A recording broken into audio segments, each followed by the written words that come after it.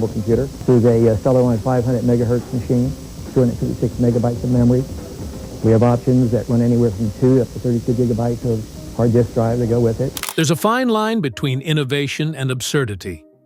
Every breakthrough starts with a spark, an idea bold enough to challenge what's possible. But sometimes, that spark burns a little too hot. The result? Prototypes so bizarre, so ill-fated, that they remind us why not every next big thing deserves to exist. In the world of technology and design, from the heart of Silicon Valley to Detroit's assembly lines, countless inventions have promised to change the game. Yet, some ended up as cautionary tales, proof that ambition without foresight can lead to spectacular failure. Today, we're diving into a list that celebrates missteps, products that aimed for the stars and crashed spectacularly. These are ideas that looked good on paper but fell apart in reality. Some tried to revolutionize computing. Others tried to reshape entertainment or redefine how Americans moved. Let's explore 12 prototypes that should have never existed and what they taught us about innovation gone wrong. Number 12. Microsoft Bob. In 1995, Microsoft took a leap into friendly computing and landed face first. Microsoft Bob was designed to make computers less intimidating for beginners, but it ended up alienating nearly everyone. Instead of the usual desktop interface, users were greeted by a cartoon living room where every function hid behind furniture. Want to open a program? Click on a desk? Need your files? Try the bookshelf. And guiding you through it all was a chirpy animated dog named Rover, wagging his tail as if to reassure you that everything was fine, even when it wasn't. But nothing about Bob felt fine. It was slow and demanding for the average PC of the time and felt more like a children's game than a serious operating environment. Power users found it infuriatingly condescending, and even beginners realized quickly that it wasn't making life easier. Microsoft had overestimated how much people wanted their computer to hold their hand. Within a year, Bob vanished from shelves, remembered mostly as a cautionary tale of how simplicity can go too far. Yet one thing survived the wreckage: the now infamous Comic Sans font, born within Microsoft Bob's walls, a curious legacy for one of tech's most notorious misfires. Number 11. Smell-O-Vision. In 1960, Hollywood tried to make movies more immersive by making audiences smell them. Smell-O-Vision promised to engage a whole new sense by pumping aromas into theaters during specific scenes. The premiere of Scent of Mystery was supposed to revolutionize cinema. Instead, it filled theaters with confusion and complaints. Scents arrived too early or too late, sometimes mixing into bizarre combinations, a whiff of roses bleeding into exhaust fumes, or gunpowder fading into burnt rubber. What was meant to be magical became nauseating. Some viewers couldn't even detect the scents, while others found the lingering odors distracting enough to ruin the movie entirely. Critics called it a disaster, and audiences walked out wondering what they'd just paid for. The grand experiment collapsed almost immediately, taking with it the dream of olfactory cinema. Smell-O-Vision became a running joke in entertainment history, proof that not every sense needs to join the show. Hollywood learned an expensive lesson that day. When innovation overwhelms experience, the audience remembers the discomfort far longer than the spectacle. Number 10. DivX. The late 1990s were a battleground for home entertainment, and Circuit City thought it had the winning move. Its brainchild, DivX, looked like a DVD, but came with a built-in expiration date. After 48 hours, your movie simply stopped working. To unlock it again, you'd have to pay, and the player would confirm your purchase by connecting through a phone line. It was billed as a futuristic pay-per-view experience, but consumers saw it for what it was: a leash disguised as convenience. The backlash was immediate. Movie lovers didn't want to rent a disc that self-destructed, and privacy concerns over the system's constant phone connection only made things worse. Meanwhile, standard DVDs were getting cheaper, offered better quality, and didn't expire. The market spoke quickly and brutally. DivX players gathered dust on store shelves, and Circuit City's ambitious experiment collapsed in just a couple of years. The company lost millions, its reputation took a major hit, and the name DivX became synonymous with failure. For many tech enthusiasts, it remains a chilling reminder that when corporations try to control the consumer experience too tightly, the audience will always push back. Number 9. RCA SelectaVision. Before VHS ruled the living room, RCA tried to create its own path to home video glory. The result was SelectaVision, a massive, grooved plastic disc that worked more like a record than a tape. Instead of magnetic film, it used a stylus to read physical grooves. The concept had promise, but the timing was catastrophic. Development dragged on for years, and by the time SelectaVision finally launched in the early 1980s, VHS and Betamax had already conquered the market. Consumers were unimpressed. The discs scratched easily, playback was inconsistent, and unlike VHS, the system couldn't record. A deal-breaker for anyone wanting to tape their favorite shows. To make matters worse, the players were expensive and finicky, prone to breakdowns and maintenance issues. RCA had poured nearly $600 million into the project, only to watch it crumble within a few short years. SelectaVision became a costly symbol of how innovation can fail when it arrives too late. RCA's video division never fully recovered, leaving behind a haunting lesson in technological timing, and how even the biggest companies can miss the moment that matters most. Number 8. Ford Nucleon. In the 1950s, the world was obsessed with atomic energy. Everything from homes to household gadgets was imagined with a nuclear core, and Ford took that dream to its boldest limit, the Ford Nucleon. The idea was simple, yet terrifying. A family car powered by a miniature nuclear reactor. Ford's designers envisioned a future where you could drive for thousands of miles without refueling, with only a small uranium capsule humming quietly in the trunk. The concept models looked futuristic and sleek, a glimpse into a glowing atomic utopia. But behind the polished design was a grim truth. One wrong turn, one collision, and an entire block could be contaminated.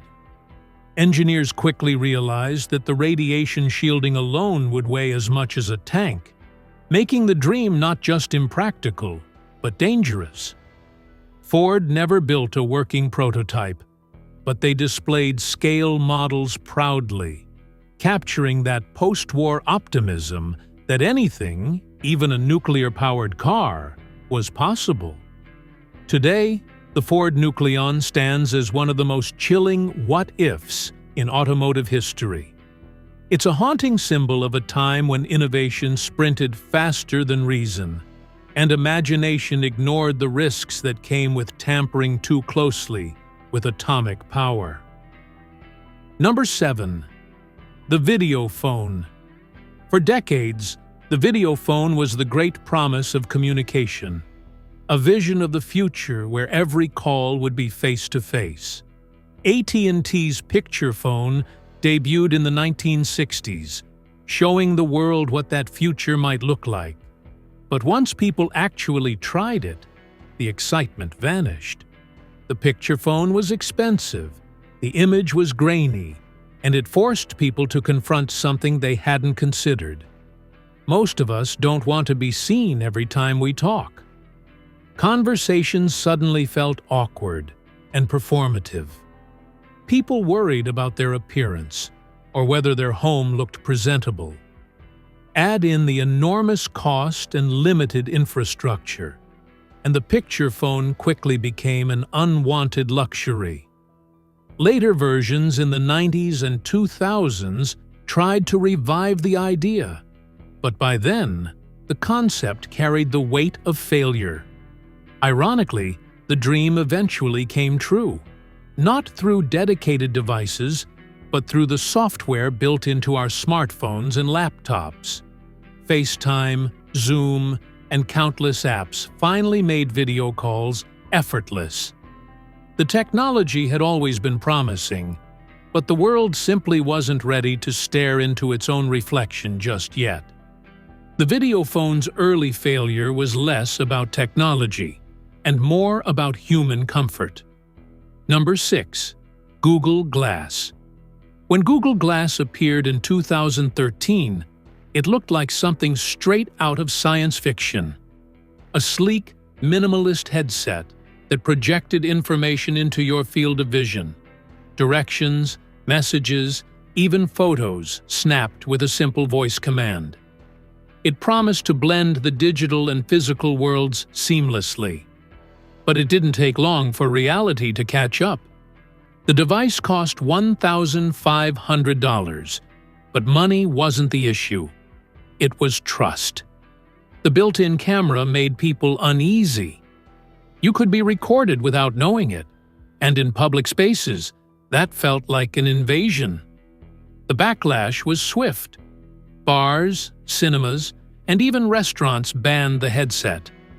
Those who wore it were ridiculed and branded with a new label: glass holes.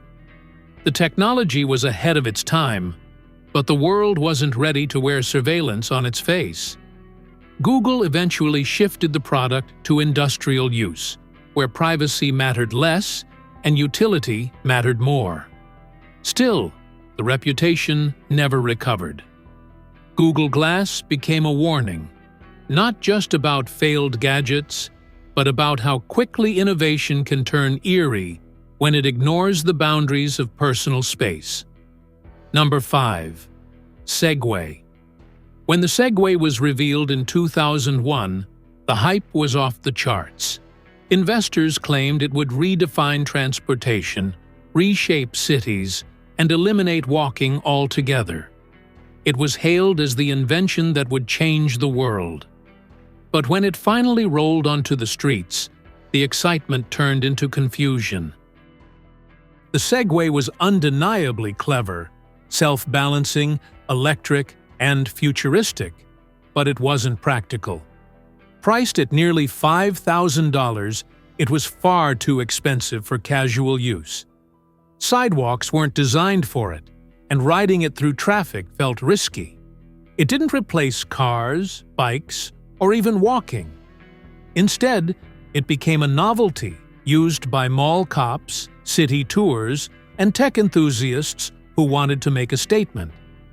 Despite its engineering brilliance, the Segway couldn't find its place in everyday life. The company quietly ended production in 2020, closing the chapter on what was once touted as the future of urban mobility. Yet, its influence lingers in today's e-scooters and hoverboards, smaller, cheaper, and far more adaptable. The Segway may not have changed the world, but it paved the path for those that would. Number 4. Steam machines. In 2013, Valve had a bold vision, bringing PC gaming into the living room. The Steam machine was supposed to be the bridge between consoles and computers, a perfect hybrid for gamers who wanted both freedom and simplicity. The idea was powerful. The execution wasn't. Instead of one unified product, dozens of companies built their own versions, each with different prices, hardware, and compatibility issues.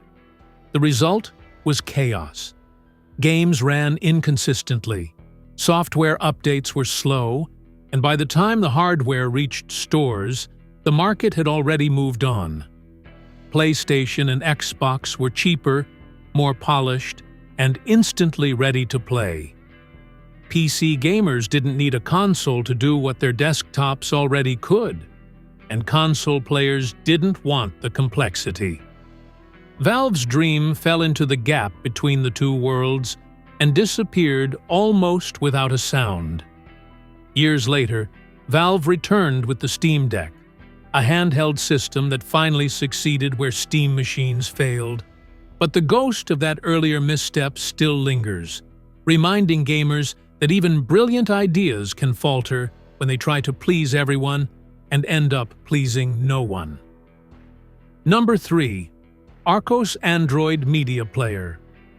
Long before Apple reshaped the tech landscape with the iPad, a French company named Archos was already experimenting with the concept. Their Android-based media players promised a world where you could watch movies, browse the web, and listen to music, all on a portable touchscreen device. It sounded revolutionary, but the reality was brutal. Archos's early tablets were plagued with sluggish performance, poor battery life, and touchscreens that barely responded. The Android system was still young, clunky, and missing the smooth experience users would later demand. Apps were scarce, updates were slow, and the overall feel was more frustration than futuristic. When the iPad arrived in 2010, it didn't just outperform Archos, it erased it from memory. Apple refined every element Archos struggled with: sleek design, responsive software, and an ecosystem that worked flawlessly. Archos had the right idea, but none of the polish. Their devices became relics almost overnight. Still, they deserve a small nod, because before tablets became an everyday essential, Archos showed that the idea was possible. They just proved that being early doesn't always mean being right. Number 2. Zybernaut Wearable Computer. Before wearables became sleek, discreet, and powerful, there was Zybernaut, the company that tried to strap a full computer onto your body. In the 1990s, they envisioned field workers and soldiers using their hands-free computer to access data anywhere. The device wrapped around your waist, connected to a small head-mounted screen, and even came with a wrist keyboard. It was a sci-fi dream that looked like a nightmare to wear.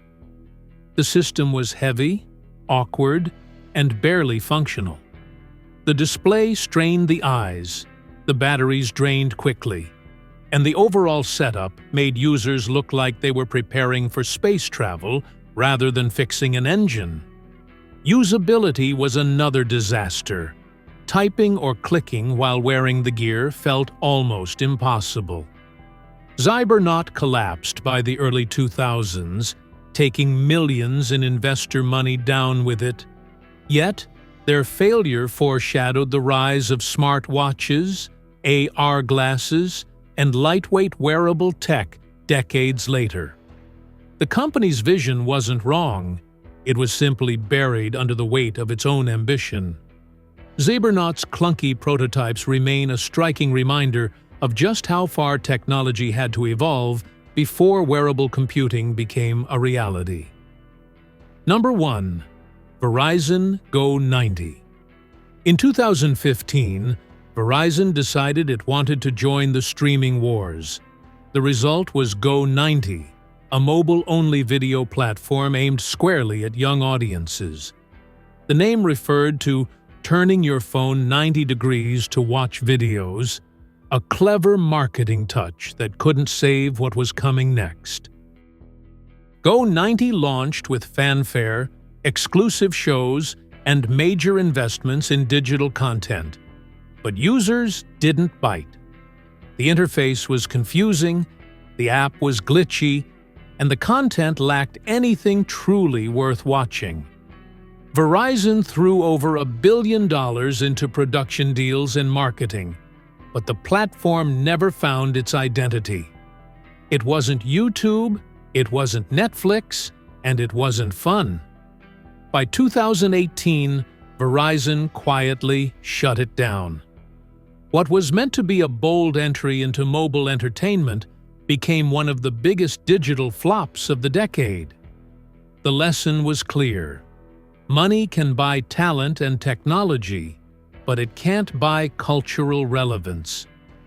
Go90 tried to chase youth trends instead of understanding them, and in doing so, became a billion-dollar reminder that not every brand belongs in every market. If you enjoyed exploring these wild experiments in innovation, hit that like button. It really helps more people find the channel. Which of these failed prototypes do you think deserved a second chance? Drop your thoughts down in the comments. I read every single one. And if you want more deep dives into the forgotten corners of tech, design, and automotive history, don't forget to subscribe and turn on notifications so you never miss an upload. Until next time, stay curious, stay skeptical, and remember, sometimes the best invention is knowing when not to invent.